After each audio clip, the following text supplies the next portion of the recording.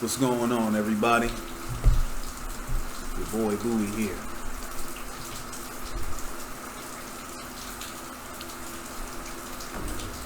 Obviously, as you can see, I got this Mortal Kombat playing. But the reality is, I'm not here today to talk about Mortal Kombat. Not really. This is more of a background, if you will. I'm here to talk about the state of our country, state of America, as it pertains to police brutality and the protests surrounding it, and where I stand. So, what's interesting is, I'm sitting here right now on my back porch. I realize that I'm blessed. You know what I'm saying? I really am. I'm really fortunate. I'm a young guy, not even 32. I have a career. I have a home. I have a car that I own, a wife, pets, I'm healthy. I'm happy. I got people that look up to me and,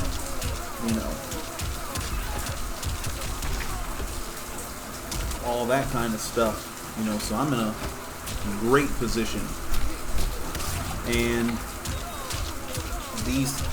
my position is a combination of the perks I receive from privileges that I was able to take advantage of, but it's also a combination of my decisions and hard work.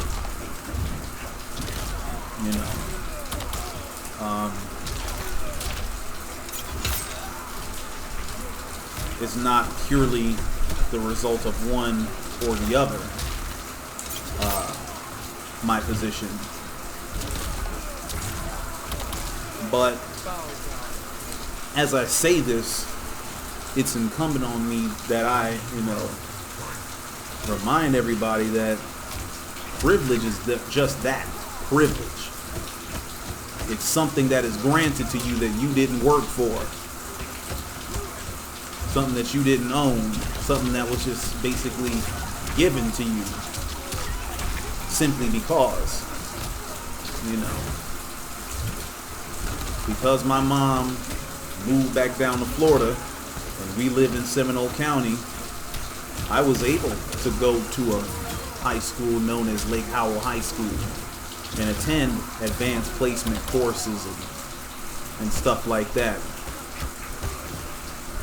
If I were still living in Rochester, New York, probably wouldn't have happened. Probably wouldn't have happened. But that's a privilege. It's a perk of moving out of that environment. That's just one tiny example of privilege. But I bring this up because there are so many people that look like me, black people, and even those that don't quite look like me that identify as brown, or they're Asian, or whatever human denomination there is. There's all these people all over the country that do not have the privileges that even I had. And because of that and other factors, they're not necessarily able to attain the things that I've attained and achieve the things that I've achieved. And then there are people that, worked as hard or worked not quite as hard as I did, and they've attained even more due to their privileges. Excuse me. Jesus. But again, I bring all this up because when you experience the benefits of privilege, especially experiencing them your entire life, a lot of times, if you don't know any better, you might think that the privilege that you experience is normal life for everybody. It's the standard. Or it's something that everyone has free and clear access to. And the reality is they do not.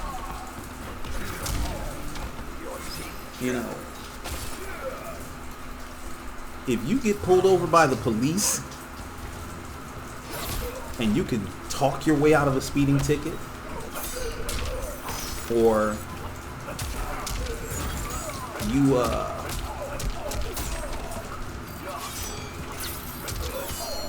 you survive the encounter and are able to share laughs and stuff with the police officer, chances are that's a privilege you experience. Because when it comes to people that look like me, the police are afraid of me. They're afraid of people that look like me. They're afraid of tall black men, large black men.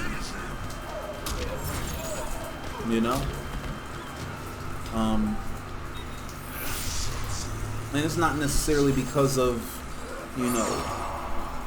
some,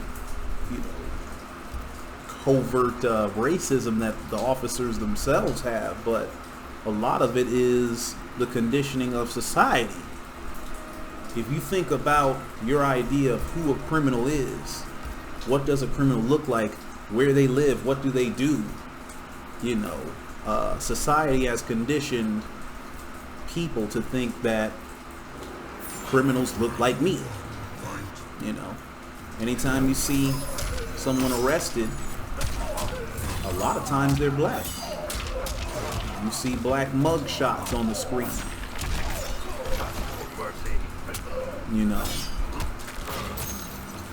Sometimes it's justified and normal, other times it's not.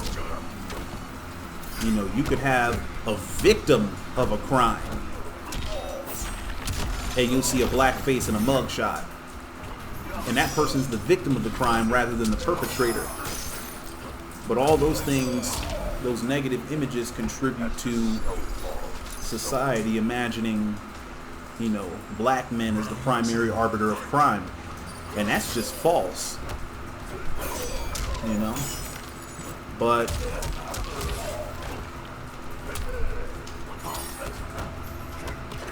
I do not share the privilege of perhaps being able to talk my way out of a potential speeding ticket. I don't have the privilege of being shown due diligence and deference and given the benefit of the doubt by officers if I get stopped.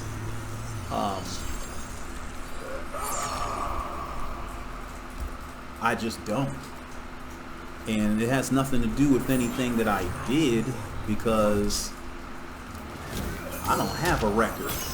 I don't have no history. I don't smoke. I don't drink. Never had a speeding ticket before. I've never even been pulled over before. I don't even have any suspensions, no referrals on my academic record. The worst thing that ever happened to me academically was one time I got an after-school detention because of homework. That's the worst thing that I ever did in school, literally.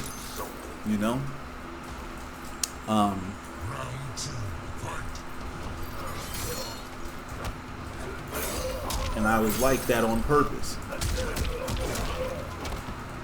But it's not a result of anything that I've done. It's the conditioning of society, because by now it should be painfully obvious that the entire American system is built on racism.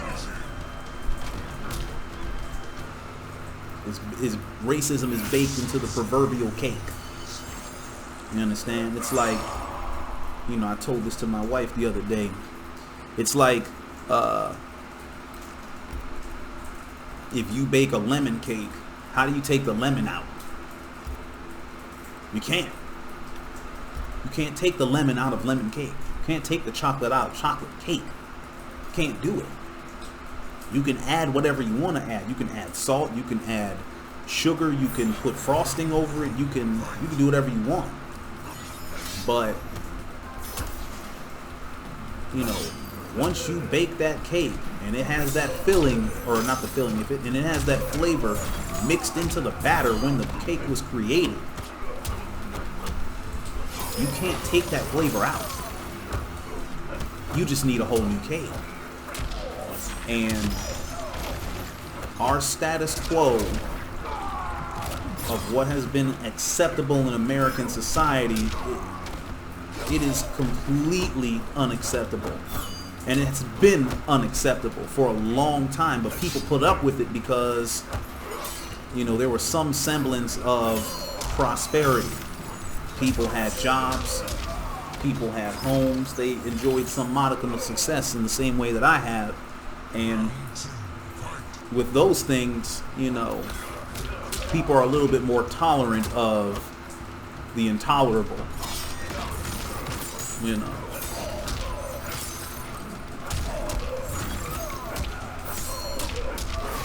But now with COVID and the record high unemployment, I mean, we are in the midst of an economic depression, you know, and all those things. People are out of work, and the government thinks that a one-time payment of $1,200 per individual is supposed to cover people for months and months on end.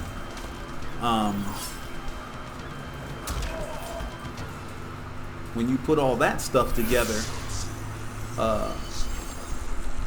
it leads to a domino effect of people being extremely dissatisfied, because they realize that the way that things have gone for them and the way the system is unacceptable. And that's one of the main things I want to say in this video. The way that we have been living is unacceptable. Accepting police brutality, particularly against black people, but broadly against all people, that's not acceptable, man. It's not acceptable at all. These police, the police system in this country needs a complete overhaul. A complete overhaul. Period. It just does. Police are not trained for long enough. They're not trained in the right proportions in terms of time spent on learning how to use weapons and marksmanship and stuff versus empathy and, you know, de-escalation and understanding the human conditioning and, you know, psychology and sociology and stuff like that. There's not nearly enough training on that. I mean, literally, in most states, you gotta undergo more hours to become a hairdresser than to be a police officer. And that's scary because police officers are asked to do superhuman stuff. They're asked to do things that they're not trained for. They're asked to deal with the mentally ill. They're asked to console people and stuff like that when they're contemplating suicide. They're asked to deal with domestic violence, deal with unruly teenagers and stuff like that. In a lot of capacities, it's similar to what I do as a teacher. Like, as a teacher, you are not just a teacher. You know, you are part parent, part, you know, consoler, part big brother, you know, part voice of reason, part listener. You know what I'm saying?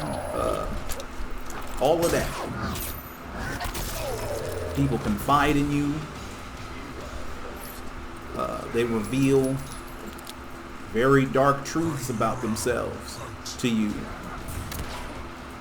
And police officers go through the same thing. And they don't get paid either. They don't get paid enough. Now, there are perks to being a police officer and stuff like that, but my point is, most of these officers are woefully under-equipped for the jobs that they gotta do. Ooh. Not just because, you know, of bad training or anything, or lackluster training, but simply because of, you know, the day-to-day reality of what police officers do versus what you're taught, you know, what you're taught in school and stuff like that. But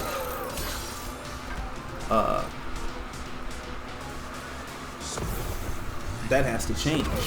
That's not adequate anymore. It's not okay for police to be less prepared to do their job than hairdressers. It's not okay. It's not okay anymore for, you know, police forces to deliberately look for people that are less intelligent and less empathetic. Because that's something that has been, you know, discovered. You have police magazines and departments that purposely seek out people that are less intelligent and less empathetic to human needs than others. Those are the worst kind of people to do any job, especially one that can grant lethal force to people. We need people that are empathetic. We need people that are intelligent. We need people who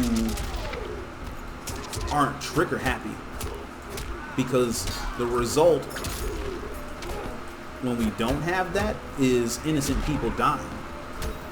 Innocent people like, you know, Breonna Taylor. I mean,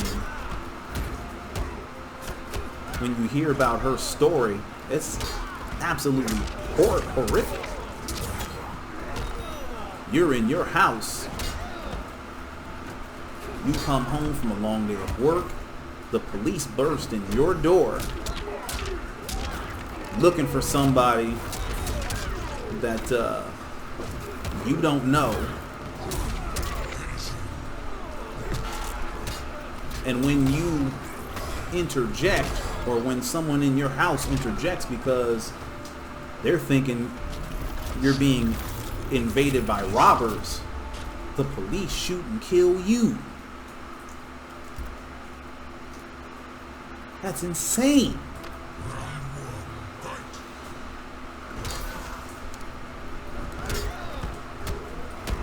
And the reality is, because these were black people,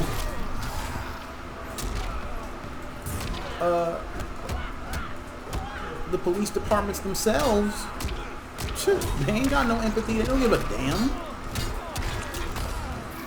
They think it's alright. This is just, you know, standard operating procedure. This is just business.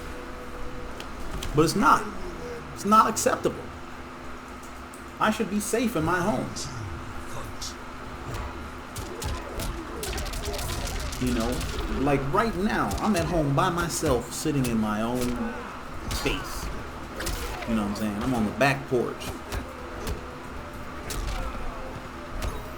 I should be able to sit here, record this video, and enjoy my day in peace. But the reality is, officers could storm my house right now, shoot me, confiscate my stuff through eminent domain, and keep it. And the media will try to typecast me as somebody that was asking for it.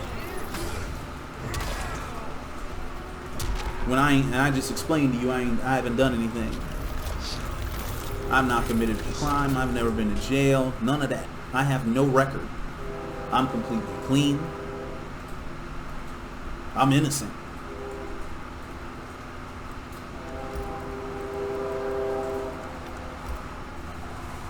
I've behaved exactly like some of these privileged folks would tell all black people to behave. I'm the guy that went out and got my education and did all my stuff that I was supposed to do.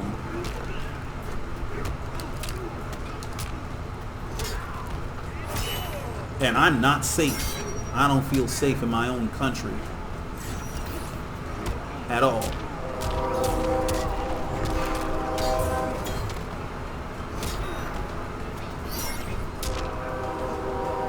Because black people get told that if we just comply and we obey the law and we play by the rules and we, pull our pants up and go to school and get an education and get married and do all the stuff, if we just behave, we don't have to worry about, being locked out of the American dream. That's what we're told. And that's false. It's just false. I mean, nothing has happened to me yet. But it ain't because of nothing I did or didn't do. It's not because I behaved. It's literally the grace of God, honestly. And I've been one of the people fortunate enough to avoid having contact with the police.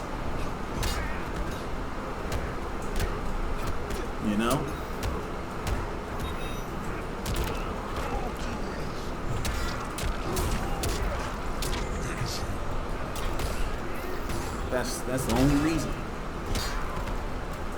And that in and of itself is a privilege, but it's luck. And the fact that I feel, it's to the point where my wife and I don't even want to travel anywhere by ourselves no more. She doesn't want me driving to the store to pick up food by myself anymore. She goes with me. Because we reason that if anything were to go down, she has to be there to document it.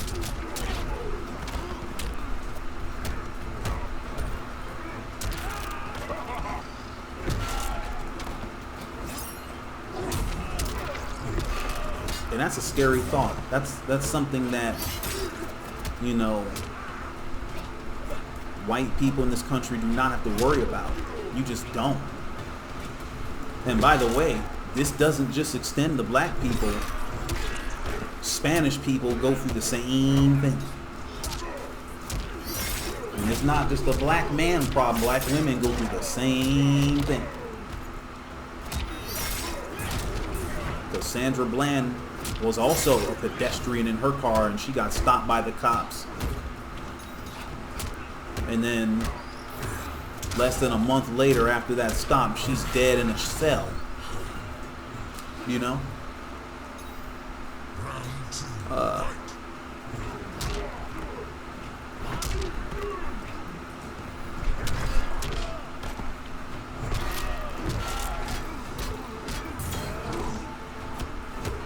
This is unacceptable. Unacceptable. Completely unacceptable. It's antithetical to the American dream. I'm out here playing by the rules. I'm out here doing what I'm supposed to do. I behaved. I did everything squeaky clean. But I don't feel safe in my own country though. I pay tax. I'm a public servant. I educate children.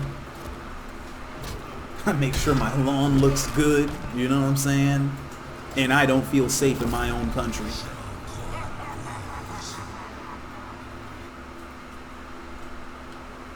And this didn't just start because I've had a dash cam in my car now for the past couple years.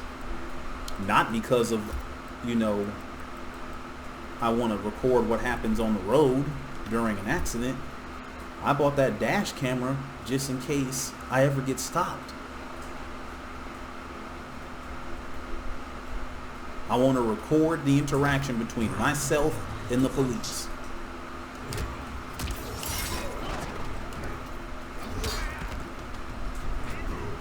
So that America can see that I was being compliant before the officer did what he did to me. You know?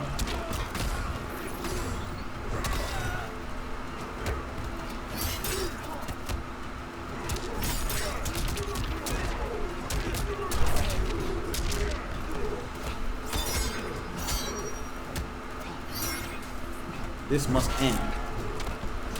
This is unacceptable. The only people that shouldn't feel safe are the ones that are doing wrong and evil. But the people, since the people that are doing wrong and evil often wear suits and they make billions and billions of dollars, instead of jail time, they get tax breaks from our government. They get relaxed rules and, you know, tax havens and stuff like that. They get a pass when they destroy our economy and commit fraud and crime on a massive scale. They get a big pass from our society and our government. But somebody like me, if I get stopped by the cops and something happens to me, the media is going to try to find a way to justify why I got killed. They're going to look up old MySpace photos of me doing this and say that that's what I was. I was a thug. I was belligerent and violent. Even though that would be a lie.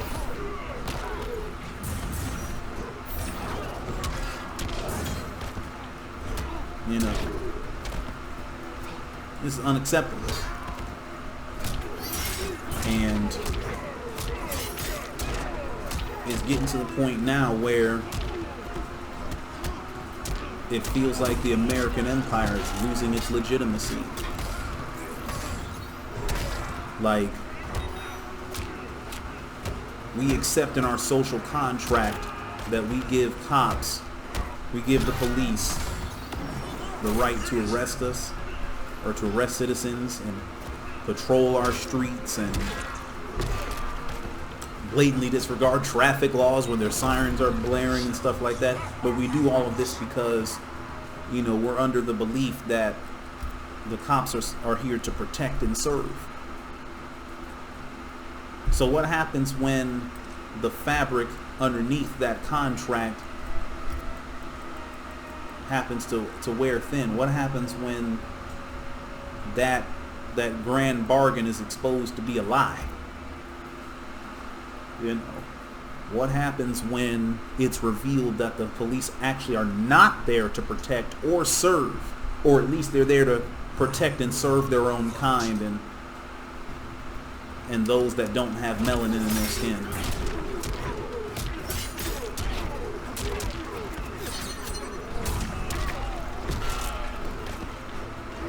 When things like that start to happen, it's almost as though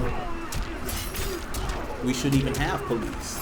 If they're gonna not do their job and then turn around and do the opposite of their job and endanger lives recklessly, you know, it's almost like we shouldn't even have them. But I don't think that's the solution. Policing in this country needs to be drastically revamped from the ground up, rebuilt, remade. You know, period.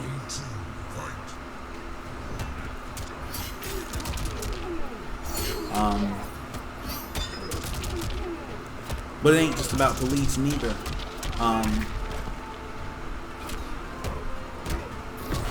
Our politics needs the same thing. Because it's very clear that the two-party Democrat and Republican system is woefully inadequate to address the needs of everyday American people. And this is because they are in league with those criminals that I talked about, the ones that make billions and billions of dollars a year. Those criminals control our government. They control our parties because they buy the politicians. They buy policy. They buy access. And it doesn't matter which team you root for. Both of them,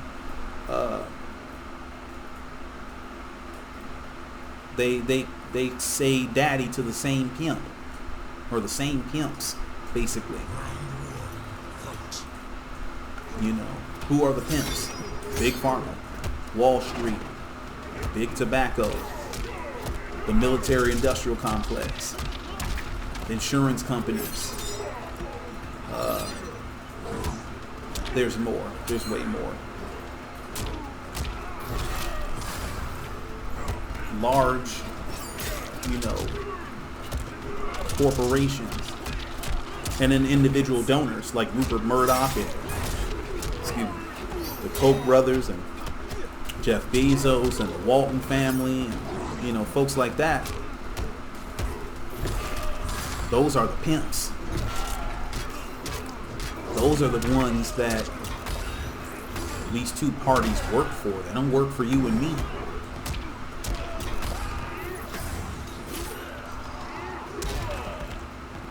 And it's like, how can I say that? Well, look at what happened with COVID. They spent $5 trillion. Our American government spent $5 trillion bailing out these corporations and these businesses. A lot of whom didn't even need the money.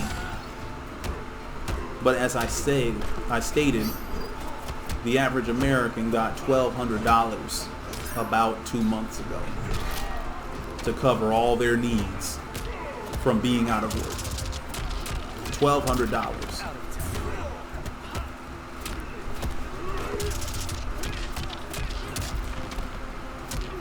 That's mortgage payment.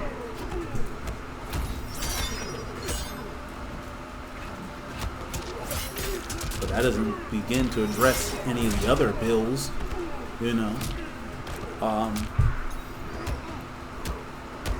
But when you spend $5 trillion to bail out these big ass corporations, and then you find out these large corporations made billions of dollars during this pandemic, you begin to realize very quickly that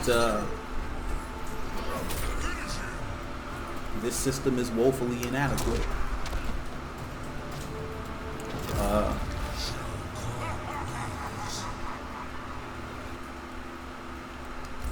Is woefully inadequate.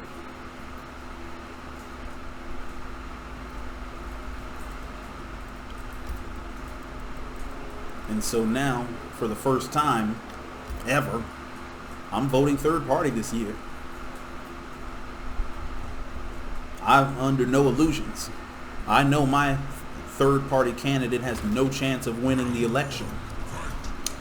But I would rather vote for somebody who can't win than vote for a rapist, a liar, a corporate ass kisser, a defender of the status quo, a racist. And that's both of the presidential candidates, Donald Trump and Joe Biden. Doesn't matter which one you pick, we lose. Because they're both two wings on the same bird, and that bird ain't no damn eagle. That bird is vulture capitalism. And we're the carrion. You understand? But I bring this up because all of it is interconnected.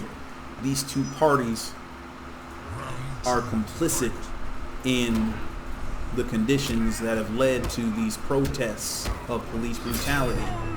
The Republican Party has been openly hostile to black people, period, in all manners of policy and, laws and,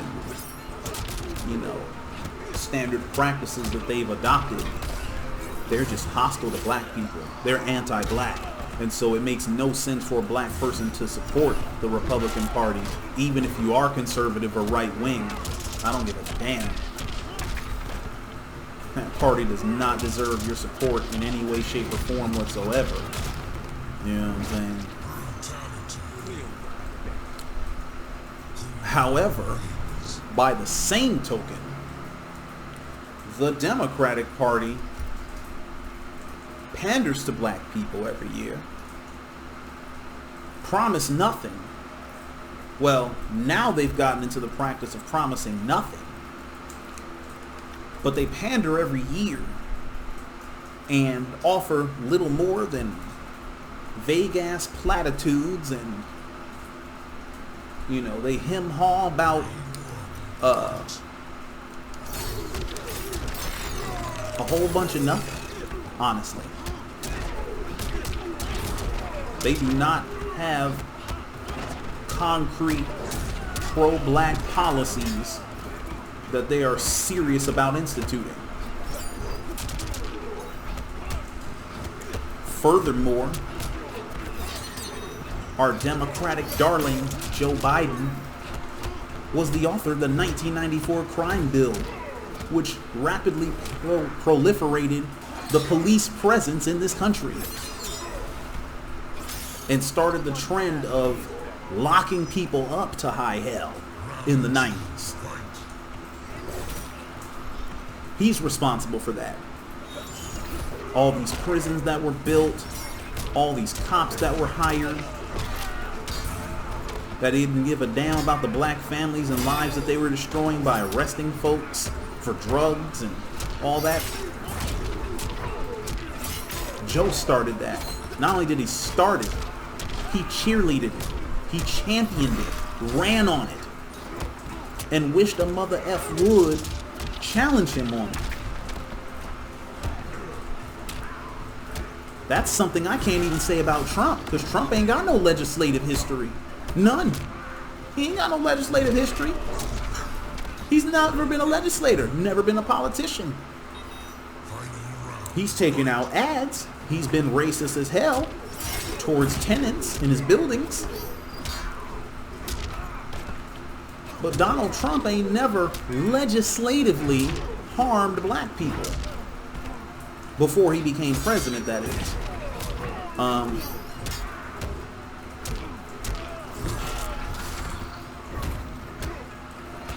But my point is simple. Both of these parties, or I should say, neither one of these parties is serious about addressing black issues. And I feel like if you're a black person in this country, or anybody really, but especially if you're black, you need to be holding your vote hostage until you get some change that you can believe in.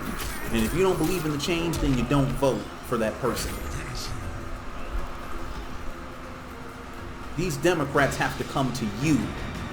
They have to earn your vote. You don't just give it to them because the other guy is so bad.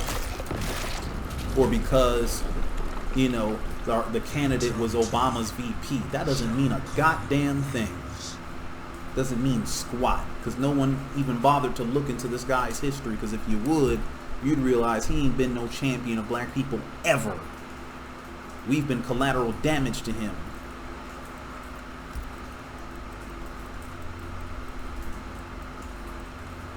This man is bugging out. Then he had the nerve to tell people if they don't vote for him, they ain't black. And I don't give a damn about his apology about it neither. That apology is a lie. Just like so many other things about him. His statements show exactly what he really thinks. These Democrats think that they are entitled to the black vote. And they feel entitled because they know the Republicans ain't even trying to do nothing for black people. They don't even hide it. They don't even bother to pander to us because they already know that we're going to be like, hell no.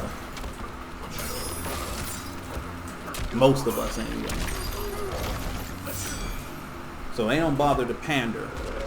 And so because the Republicans don't bother to pander, and the Democrats want to be the Republicans, the Democrats will do some half-ass pandering and a whole bunch of platitudinal shit.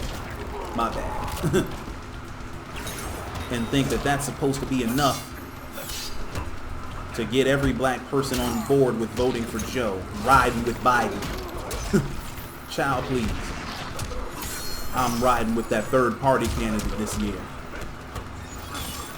Because Joe he's not proposing doing anything about these police that harm us. What is good old middle class Joe going to do about these police? Is he going to institute an independent board that reviews police conduct? Is he going to reverse the decision that made it basically impossible to indict a cop for killing an innocent person? Is he going to reverse that?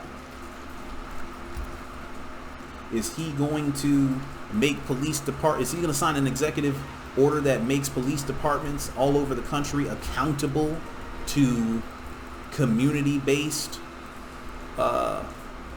boards all over the country? Is he going to do those things? Where's his policies designed to help black people at? Is he going to institute reparations for black people? Is he going to do that? It don't look like he is. And even if he said he was going to do it, I know good and well he ain't going to fight for it, because his legislative history shows exactly what he'll fight for. He fights for crime. Locking black people up because we're beyond the pale. Those are his words, not mine. Joe's words. That's what he would advocate for. That's what he has advocated for.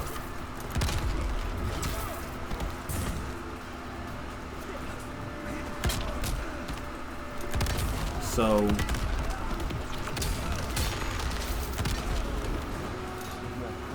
it's third party time. Third party time. The Democrats are going to have to do better. But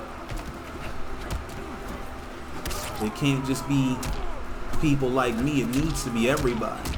Because the only way we're going to get the political change that we need, and make no mistake, the only way that America gets fixed from this mess that we're dealing with is through politics.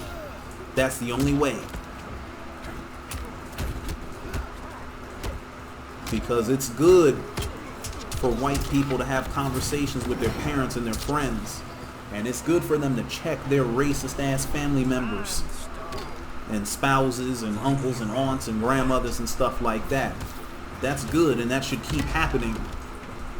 And it's good for, my woke friends to declare that Black Lives Matter in the public. All that is very good.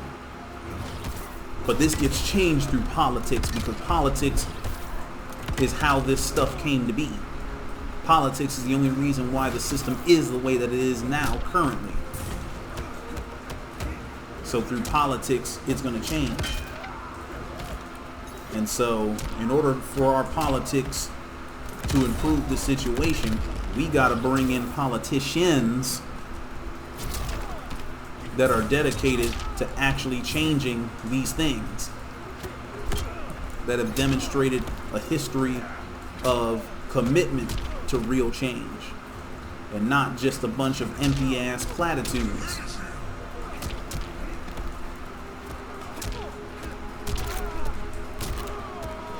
And we need to hold our votes hostage, hold them accountable, make sure that they don't take corporate money. And if they don't do what we say, we vote them out. We need to put the fear of God into these fools. That's the only way we get what we want. That's the only way. And so,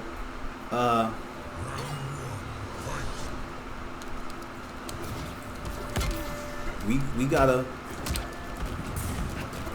we as a people, we have to demand better from ourselves and demand better from our politicians, and use politics to be the change that is needed, because once law is affected, then it becomes culture.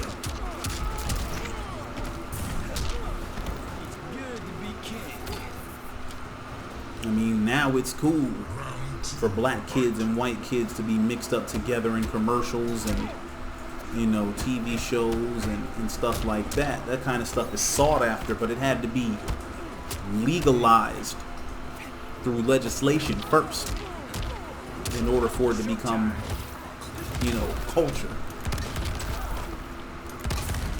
And the same thing goes for this. But to all my friends and students out there that have been declaring your support for people like me and your other black friends and declaring that Black Lives Matter, I can't thank y'all enough, to be honest. I mean, you ain't doing it for me necessarily, but it's good to know that I ain't gotta stand up by myself, that we as black people don't gotta stand up alone, because really we need everybody on this. And the reason why we need everybody on this is because everybody's involved in this. See, Black Lives Matter isn't really just about black lives. That's the big myth about it. I mean, we declare that Black Lives Matter because they do, but the reality is, if black lives don't matter, then white lives don't matter, blue lives don't matter, pink lives don't matter. Whatever color life you are, you don't matter in this country, because as we are seeing, if the police can brutalize black people and get away with it, they'll brutalize anybody. We have footage, literal footage of police officers running protesters over. We have video of police agitators initiating crime. They are looting in order to incite riots, in order to, you know, get protesters to become non-peaceful.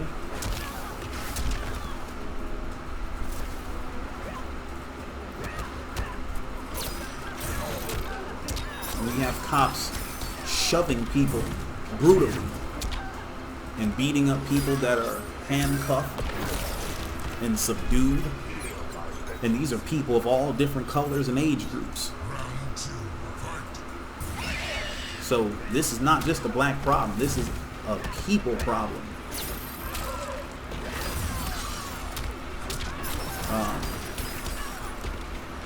So I am very thankful that everybody, for the most part, is stepping up to the plate and declaring their love and their support for their black friends, and they are considering themselves allies in this fight.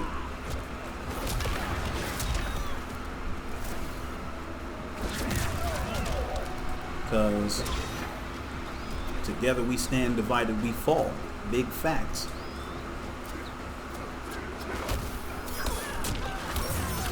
So thank y'all. And let me say this too, because for every 5 or so of my white friends or non-black friends that are declaring support for us and standing in solidarity with us, we have one, you know, mostly white person that chooses to emphasize the sanctity of the buildings that are being vandalized, or they choose to focus on the criminal aspects of George Floyd or whatever. You know, they choose to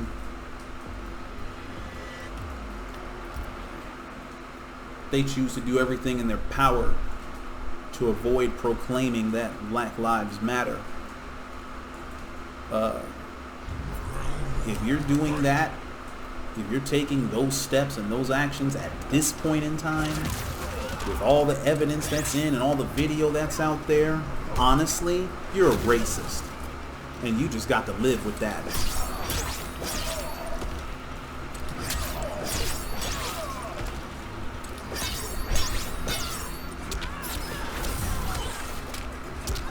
And if you're a student of mine watching this, and you can't bring yourself to say that Black Lives Matter, and you're falling victim to the same stuff I was just talking about, you are being imbued with racism, young man or young woman.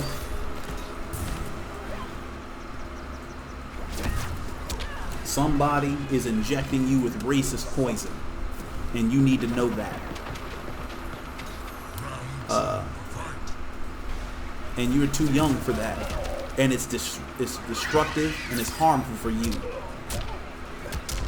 because the same police that'll kill George Floyd, they'll kill your ass too. They might not make up a bunch of grisly criminal stories about you and try to besmirch your name after you die, but they damn sure will murder you on camera and get off scot-free. And you need to understand that. And you can declare all you want that there's good cops and bad cops, but the reality is that the situation is much more complex than that. There's bad cops, there's good cops, and then there's bystanders. The bystanders are the police officers that know that what certain things are going on are wrong, but they ain't saying nothing. They ain't doing nothing. Like the 3 officers that also got charged in the death of George Floyd.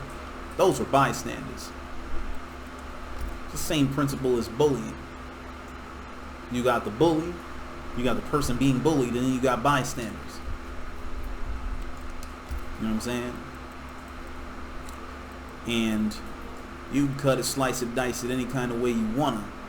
But that's what it is. And if you're a bystander as a citizen is being brutalized by your fellow police officer, you can go ahead and put yourself in the bad cop category, because you damn near just as bad. Because you know something is wrong and you ain't doing a damn thing to stop it.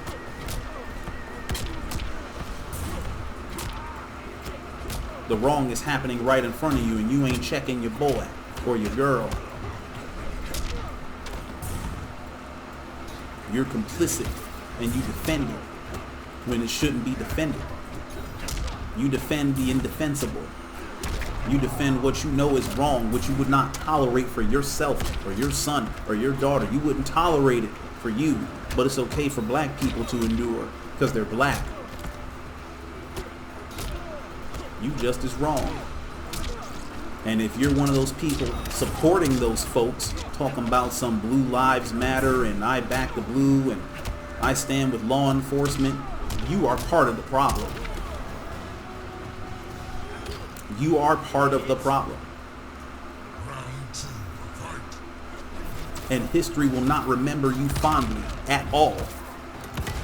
You will be looked at the same way we look at the folks that are at the picnics when people are being lynched. Those people are looked at as savages, brutes, cretins, Neanderthals, disheveled beasts. That's how they are looked at, and that's how they should be looked at, because that's what they are. You will be viewed in that same manner, and you'll deserve it. Because you decided to abandon your own humanity.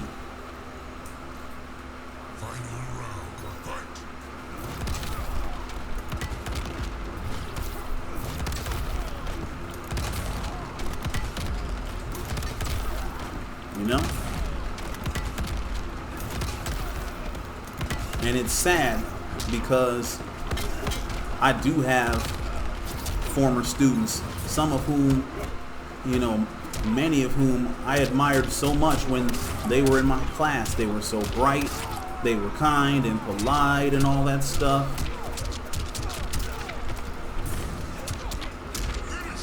And I see them on Facebook and social media doing everything but calling black people niggers, basically. And as an educator, it makes me sad, for real. Because I would have gone to bat for them, for any one of them, any of my students if they needed me. But it's hard for me to want to help you when I know that you'll let the police kill me and you won't defend me and you won't fight back against the police and you won't try to dismantle this system that would put me under the ground.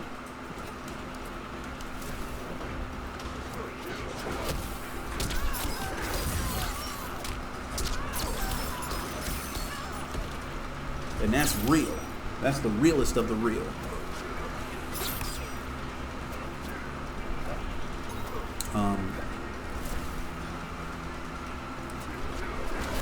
But what you need to do, honestly,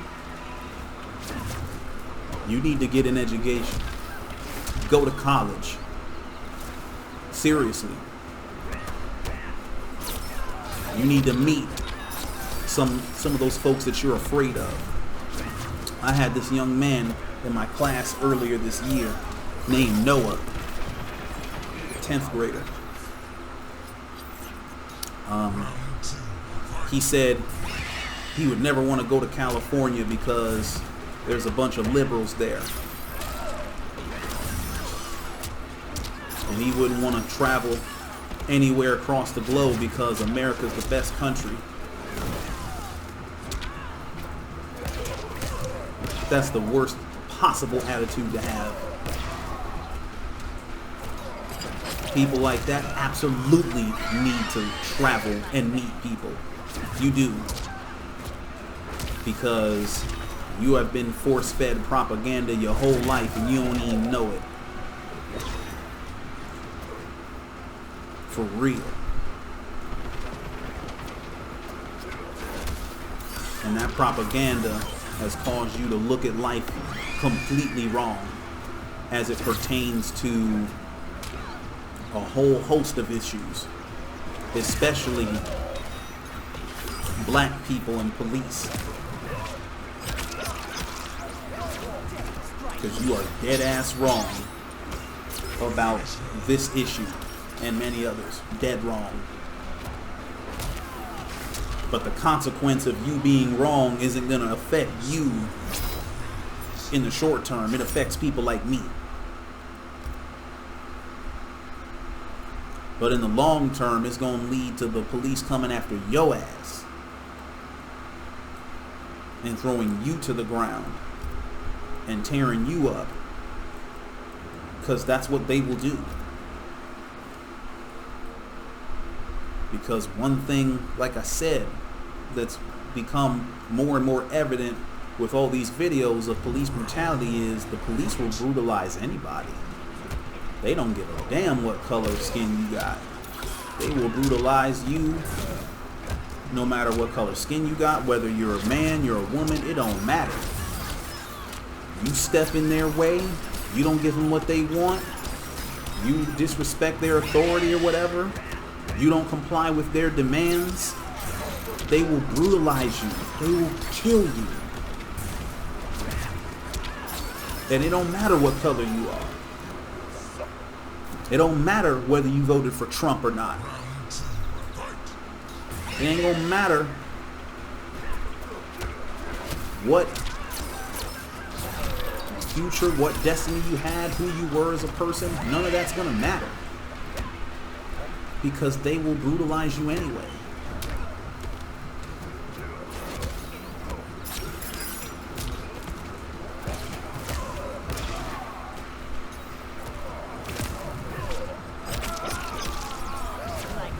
They're starting with black people.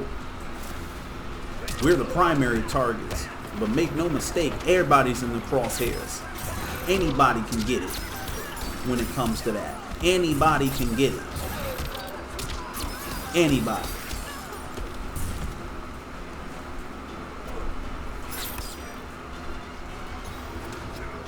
And so if you're out there mindlessly supporting the cops, if you still think that, Colin Kaepernick's protest is about the flag or about the troops, you dead wrong, bruh. You dead wrong. And you are part of the problem. You are contributing to what's wrong with this country right now. You're part of that. You are culpable in the deaths of these people that were brutalized by the police. Yes.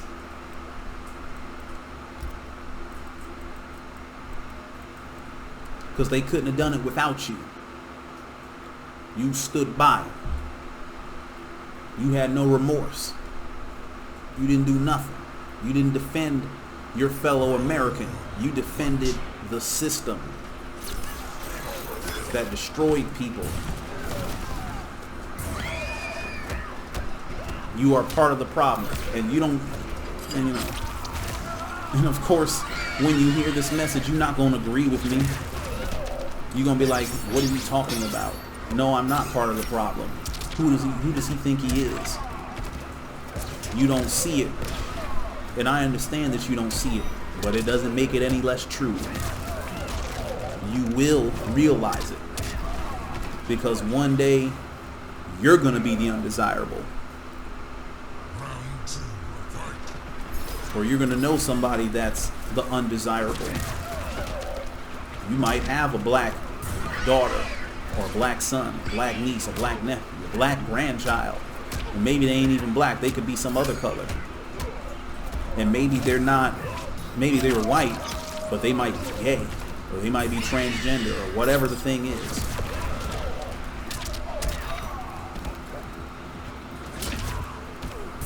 And you're going to realize that the way that you thought about these people and their humanity has contributed to their suffering.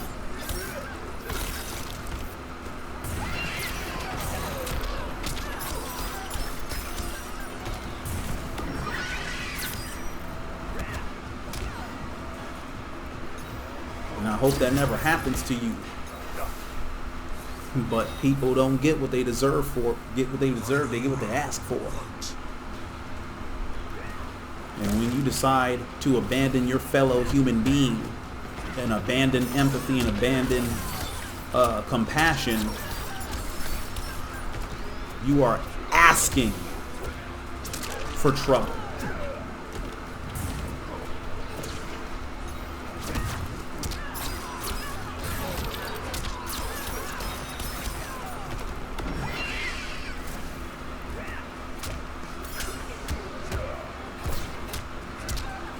You are dead wrong. Dead wrong. And if you're still voting for Donald Trump after all of this, you are super dead wrong.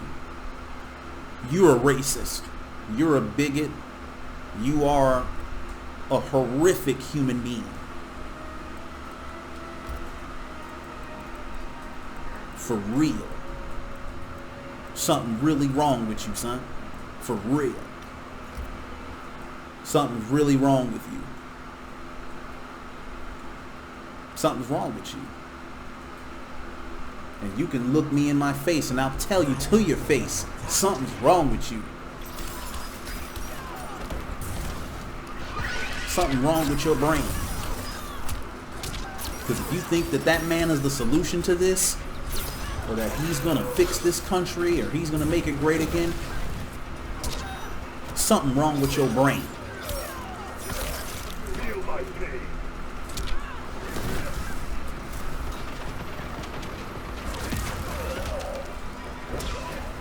The man's been an abject failure as a leader. Anyone that's worked for him will tell you that. Lifelong Republicans, lifelong military members, people that are not liberals will tell you.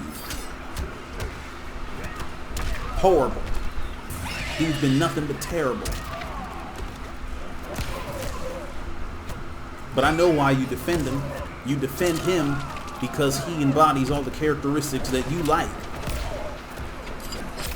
If you like his characteristics, something's wrong with you. You need Jesus for real.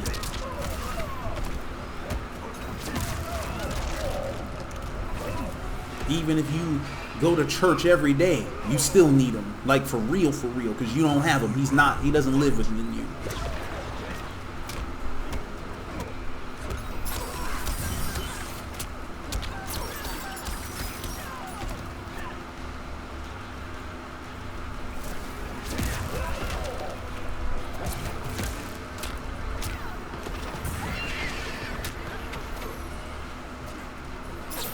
Now, if you're voting for him because of some policy stance that you prefer with him versus Biden, that's categorically different.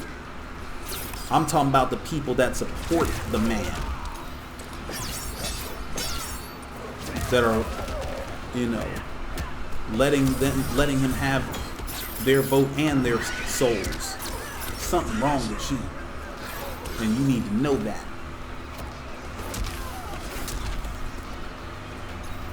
But I just wanted to share my thoughts on everything because these are crazy times, man. Very, very crazy times. And I wanted to document it because Lord knows what else 2020 has in store for us. But until we meet again, one.